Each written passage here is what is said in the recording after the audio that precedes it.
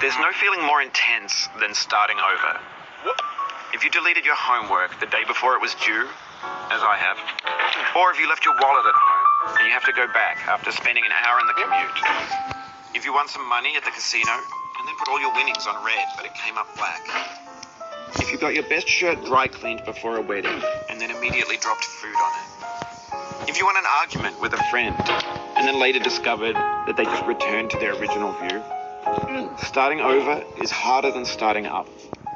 If you're not ready for that, like if you've already had a bad day, then what you're about to go through might be too much. Feel free to go away and come back. I'll be here.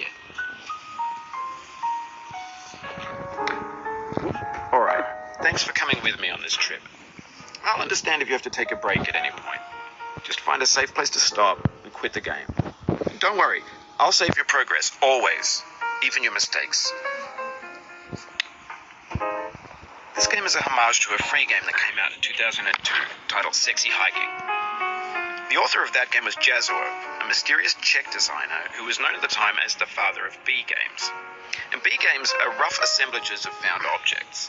Designers slap them together very quickly and freely, and they're often too rough and unfriendly to gain much of a following.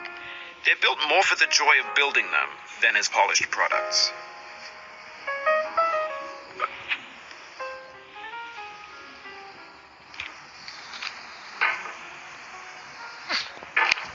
In a certain way, Sexy Hiking is the perfect embodiment of a B game. It's built almost entirely out of found and recycled parts, and it's one of the most unusual and unfriendly games of its time. In it, your task is simply to drag yourself up a mountain with a hammer. That act of climbing, in the digital world or in real life, has certain essential properties that give the game its flavor. No amount of forward progress is guaranteed. Some cliffs are too sheer or too slippery, and the player is constantly, unremittingly in danger of falling and losing everything. Anyway, when you start Sexy Hiking, you're standing next to this dead tree that blocks the way to the entire rest of the game. It might take you an hour to get over that tree, and a lot of people never got past it. You prod and you poke at it, exploring the limits of your reach and your strength, trying to find a way up and over. And there's a sense of truth in that lack of compromise.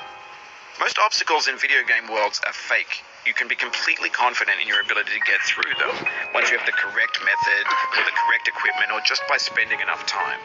In that sense, every pixelated obstacle in Sexy Hiking is real. The obstacles in Sexy Hiking are unyielding, and that makes the game uniquely frustrating. But I'm not sure Jazzuo intended to make a frustrating game. The frustration is just essential to the act of climbing, and it's authentic to the process of building a game about climbing. A funny thing happened to me as I was building this mountain. I'd have an idea for a new obstacle, and I'd build it, test it, and it would usually turn out to be unreasonably hard. But I couldn't bring myself to make it easier. It already felt like my inability to get past the new obstacle was my fault as a player rather than as a builder. Imaginary mountains build themselves from our efforts to climb them, and it's our repeated attempts to reach the summit that turns those mountains into something real. When you're building a video game world, you're building with ideas, and that can be like working with quickset cement. You mold your ideas into a certain shape that can be played with, and in the process of playing with them, they begin to harden and set until they're immutable, like rock. And at that point, you can't change the world. Not without breaking it into pieces and starting fresh with new ideas.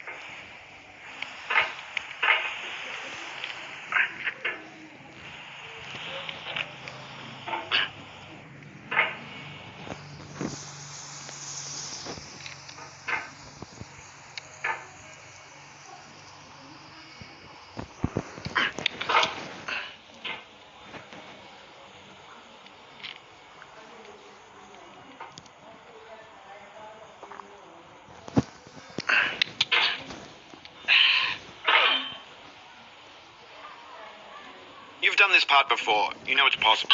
Just do what you did the first time.